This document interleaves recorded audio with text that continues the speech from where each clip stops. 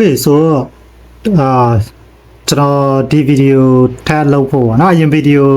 ကနေပြီးတော့မှ2ရက်လောက်နားလိုက်ပြီပေါ့နော်2ရက်လောက်နားလိုက်ရဆိုတော့အခုကတော့ကျွန်တော်တို့အရင်ဗီဒီယိုမှာလုပ်ခဲ့တဲ့အပိုင်းလေးကျွန်တော်ဆက်လုပ်ကြရအောင်ဗျအဲ့တော့လေကျွန်တော်တို့ကထုံးစံတိုင်းပဲကျွန်တော်တို့ comment box ကိုဖွင့်ပြီးတော့မှဒီ NHN ဆိုပြီးတော့ရိုက်လိုက်တယ်ဆိုလို့ရှိရင်ဒီမှာနော် NHN ဆိုပြီးတော့ရိုက်လိုက်ပြီးတော့အနာခောက်လိုက်တယ်ဆိုရင်ခဏလောက်စောင့်ပြီးသွားတဲ့အခါမှာဒီလိုတွေအများကြီးပွင့်လာမယ်ပွင့်လာပြီးလို့ရှိရင်ဒီမှာထုံးစံတိုင်းပဲ O ဆိုပြီးတော့နှိပ်လိုက်တယ်ဆိုရင်တော့ browser မှာ NHN server ပွင့်လာမယ်ပေါ့ကျွန်တော်ကတော့ဒီ local host လေးကိုဒီလိပ်စာလေးကို copy ကူးပြီးတော့မှပဲတွားတုံးမယ်ပေါ့နော်အဲ့တော့ browser ကိုတွားမယ် browser တွားပြီးတော့ link ကိုချလိုက်ပြီးမှအနာခောက်လိုက်မယ်ဆိုလို့ရှိရင်ဝင်ပြီးသားဆိုလို့ရှိရင်တခါတည်းဒီလိုပေါ်မယ်ကျွန်တော်လုပ်ခဲ့တဲ့ project ကဒီကောင်ပေါ့နော်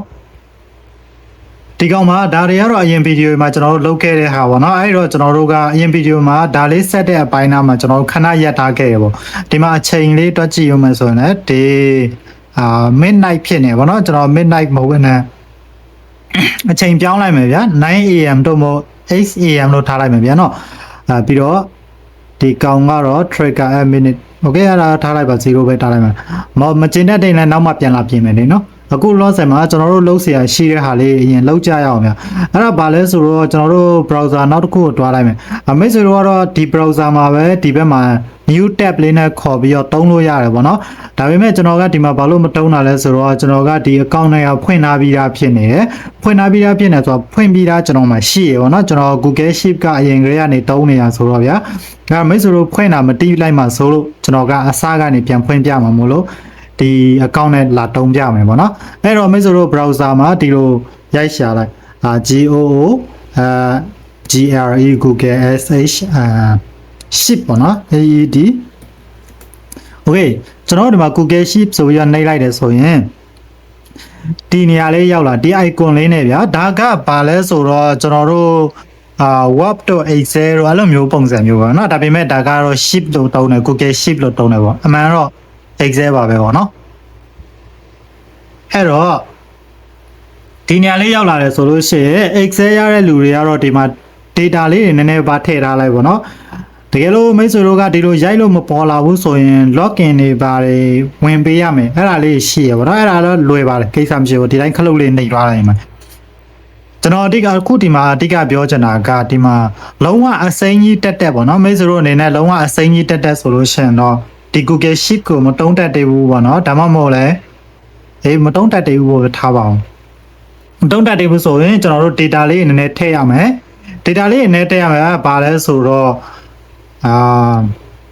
ဒါကကျွန်တော်ကုန်းနဲ့ရေးတာဖြစ်နေအဲ့တော့ဗျာထားပါတော့အခုကနမူနာစမ်းပါဆိုတော့Google Sheet ကို Excel တက်တဲ့လူဆိုလို့ရှိရင်ဒီမှာ table လေးတစ်ခုစောက်လိုက်เนาะဒီမှာ table လေးတစ်ခုစောက်လိုက်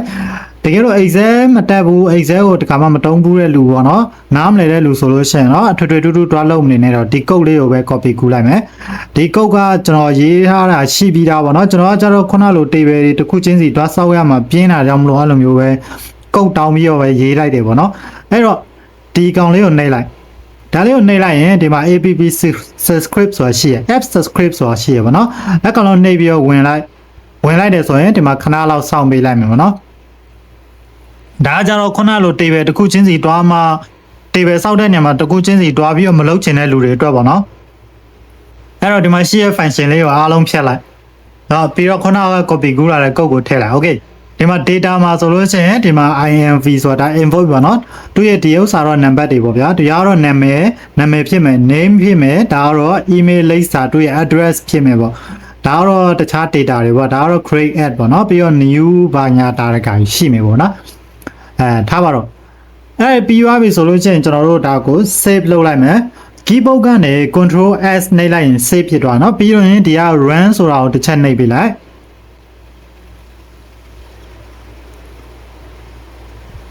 ကျွန်တော်တစ်ခါလောက် run လိုက်မှာပေါ့နော်ဒီခဏလောက်စောင့်ပေးလိုက်ပါ okay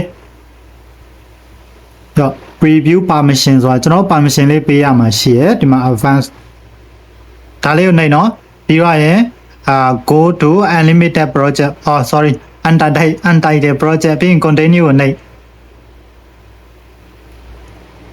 okay ဒါလေးပေးပြီးတော့ရင်ရပြီဒီမှာ Okay ကျွန်တော်တို့ရဲ့ Google Sheet ကိုပြန်လာကြည့်လိုက်မယ်ဆိုရင်ဒီမှာ table တစ်ခုစောက်ပြီးသားဖြစ်သွားရင်မိတ်ဆွေတို့မြင်ရနော်ဒီမှာနော် table တစ်ခုစောက်ပြီးသားဖြစ်သွားရင်နော်ဒါကဒီမှာတစ်ခုချင်းစီနာမည်တွားပြီးတော့မရိုက်ချင်တဲ့လူတွေအတွက်ဗျာတကယ်လို့မိတ်ဆွေတို့ကခုနလိုမျိုးကျွန်တော်လိုမျိုးကုန်းနဲ့မလုပ်ချင်ဘူးဆိုရင်ဒီမှာနာမည်တစ်ခုလာရိုက်လို့ရတယ်ဒီမှာဒါလေးဖြတ်မှာပါနော်ဒီမှာဖြတ်လိုက်လို့ဒါဖြတ်လိုက်လို့ရတယ်အဲဒီမှာဖြတ်လိုက်မှဘလာဘလာဘလာဆိုပြီးလာရိုက်လို့ရတယ်ကျွန်တော်အဲ့လိုရိုက်ရမှာပြင်းတဲ့အတွက်ကြောင့်မလို့ခုနလိုကုန်းနဲ့ပဲတွားလုပ်လိုက်တာဗောနော်ကုန်းနဲ့ပဲတွားရေးလိုက်တာဖြစ်တယ်ဒါလေးကြည့်ရတာရှင်းချင်တယ်ဆိုရင်ဒီလိုကျဲအောင်ချက်အောင်လုပ်လို့ရတယ်ချဲလိုက်လို့ရတယ်ကျင်းလိုက်လို့ရတယ်ဒါတွေကတော့အများအားတုံးနေတဲ့လူတွေဆိုရင်တော့တိပါတယ်အခုကျွန်တော်ပြောနေတာကလုံးဝမတိသေးတဲ့ဒီလိုဇရာကွက်တွေပါတွေနဲ့အစိမ်းကြီးဖြစ်နေတဲ့ zero knowledge တွေအတွက်ကျွန်တော်ပြောနေတာဖြစ်တယ်အဲ့တော့ဒါလေးချဲလိုက်လို့ရနော်ဒီမှာမိတ်ဆွေတို့မြင်ချင်တဲ့စာတန်းပြီးအောင်ပေါ့နော်ဒီမှာဒါဆိုရင်လှတော့နောက်တစ်ခုကကျတော့ဒီမှာအယောင်လေးတွေလည်းချဲလို့ရတယ်အပေါ်ကဟာလေးပဲဆိုပါတော့ဗျာအပေါ်ကကျတော့ကျွန်တော်ကဒီ gray color လေးတုံးထားတာပေါ့ script မှာပြန်ကြည့်လိုက်တယ်ဆိုလို့ရှိရင်မိတ်ဆွေတို့တွေ့ရလိမ့်မယ်ဒီမှာ gray color လေးတုံးထားပြန်ရောက်သွားတာဒီမှာ